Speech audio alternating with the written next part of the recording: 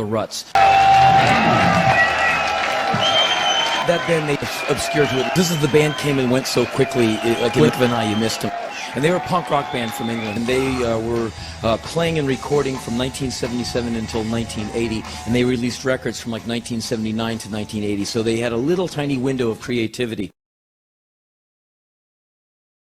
And their first single came out without a picture sleeve, just a white plain sleeve, and I was just a teenager, and I pulled it out of the punk rock import box, and I look at the name of the band, The Ruts. I went, oh, I like that name.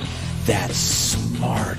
And I look at the A-side, In a Rut by The Ruts. I was like, ooh, they know me. So I bought this record figuring The Ruts understand me. And I listened to the single, and I went, they do, they do.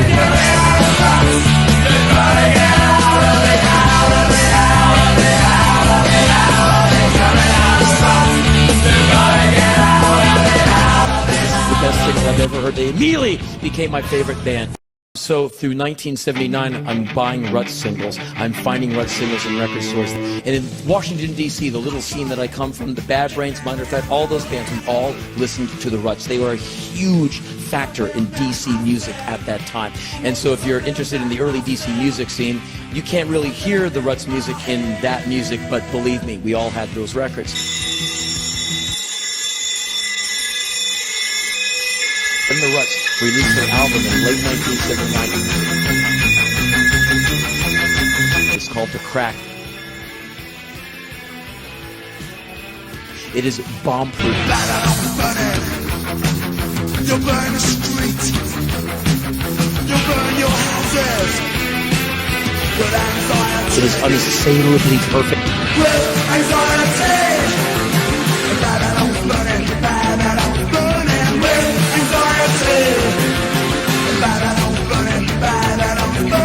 And to this day, I have every single pressing of the Ruts album that I could have ever been able to find. I have the New Zealand pressing, the Australian pressing, the German, the French, the Greek, the Japanese, the British, the Canadian, and the American. And in the beginning of 1980, the Ruts released a single that I thought was going to make them bigger than the Beatles. The A-side is called Staring at the Rude Boys. It is one of the most impossibly brilliant songs I've ever heard.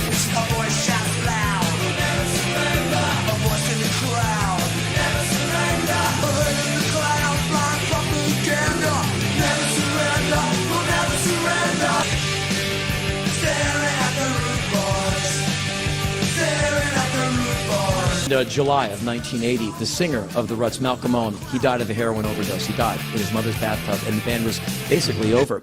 And since I never got to see them or meet them, and they never made a bad record, immediately, for me, they become legendary. And that's when I became Ruts obsessive. I had every Ruts button. I had Malcolm Owen's obituary. To this day, I have every Ruts promotional poster museum grade framed on my wall. I have every single and every pressing of the record in triple thick acid-free Mylar. I don't even play any of them anymore. I just have them. You can tell that I'm a Ruts fan. 3 Ruts remain alive. Paul Fox, the guitar player, Dave Ruffy, the drummer, and Segs Jennings, the bass player. Men I've never met. Men I've never seen except for their 1979 or 1980 Virgin Records promotional photographs. Here's what's going on in Ruts' world. The guitar player, Paul Fox, has inoperable lung cancer, and he is dying. He's not going to get better. He is leaving the building soon. And so the Ruts have reconvened after a couple of decades of inactivity, and they've decided they want to do one last show to remember the music and to make some money so Paul's family can have something after he dies. I get a very interesting email from England, and he says, "Dear Henry, you don't know me. My name is Mark. I am a friend of the Ruts." And the band has come to their conclusion as to who should front the band on this amazing night. And buddy, it's you. What do you say? And so, oh, thanks. Now, I figured the reason I got the offer is because I'm a guy who has gray hair like they do, who says, so maybe they said, wow, that guy says the Ruts a lot. And so I said, well, I wrote him back immediately. I said, well, the guitar player, Paul, does not have email. And so I wrote the rhythm section a letter. basically was saying, hey, dear fellas, it's Henry. I'm very sorry as to why we're communicating. I'm very sorry about your worthy constituent, Paul. But nonetheless, I got some questions to ask you guys.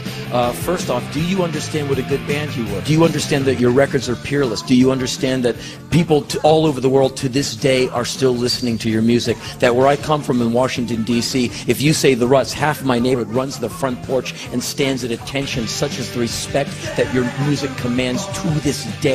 Do you understand that anyone buying a ticket for this auspicious event will have very high hopes and expectations, and if you let them down, you break their heart and you waste their time? And you cannot fake out an audience. You can never fool an audience. That's why I never show up not wanting to do it more than I want to breathe. And audiences can tell. You can have a band on stage right now with like 30 people in the band, and you're like, the tambourine player's not into it. You can tell. It's like, even if he's like, you're like, now you're faking it. You cannot fake out an audience. And B, if you do not fear failure from an audience, from yourselves, I am not the guy for the job. If you're 99% into this, you're going to go on stage and make some mistakes and think that's okay or that's funny. I'm definitely not the singer for this band. But if you're 110% into this show and in mortal quaking fear of letting down an audience, then I am definitely the boy for you. Because since I aged 20, I've been living with the sword of Damocles over my head, suspended by the single horse hair, just like in the story, in fearing failing an audience. If I go on the road with a band,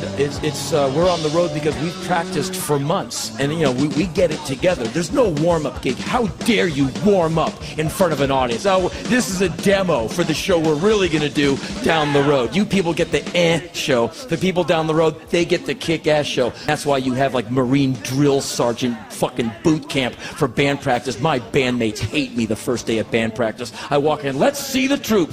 Ho ho! Hey, fat ass, drop and give me $5 million. Oh, look who's going running with me tonight. Ho ho ho ho! No more comfort for you, Chief. Get behind the drums and start respirating.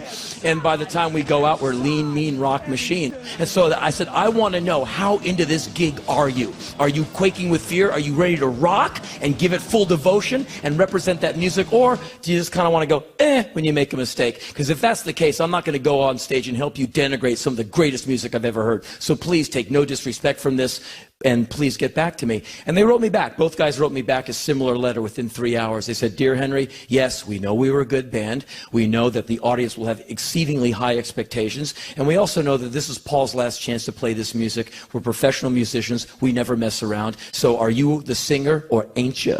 And I wrote back and said, yeah, on your word, the fact that you say that you're into this, I'm in too. And soon as I said I was in, a show was booked by a nice lady named Sarah. And Sarah booked a show at a place called the Carling Academy in a place called Islington. The Ruts with Henry Rollins. I'm like, oh no. Opening the UK subs. I'm like, no. Now the UK subs began to worship minus 5 years of age. The singer, Charlie Harper, my surrogate punk rock dad.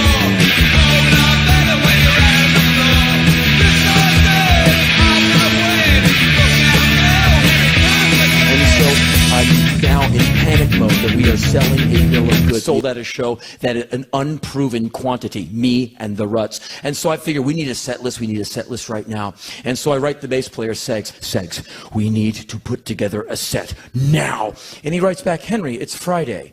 Think about it over the weekend. We'll start working on the set list on Monday. I write back, motherfucker, I'll fly to England right now. I will break down your door and write the set list out on your dining room table in my blood. Let's get to work. And he writes back, he goes like, you're really intense. You haven't even been in a room with me yet, motherfucker. You have no idea. Of like 8 or 10 songs or something, and I immediately make the set list onto a CDR, grabbing songs from Ruts releases. And every night alone in my sparsely appointed living room, I have one-man band karaoke practice, where I have this microphone in my hand, not plugged in, gray gym shorts, 3 gray t-shirts so I can get the sweat going, and bare feet yelling Ruts lyrics at a stereo system that is yelling them at me.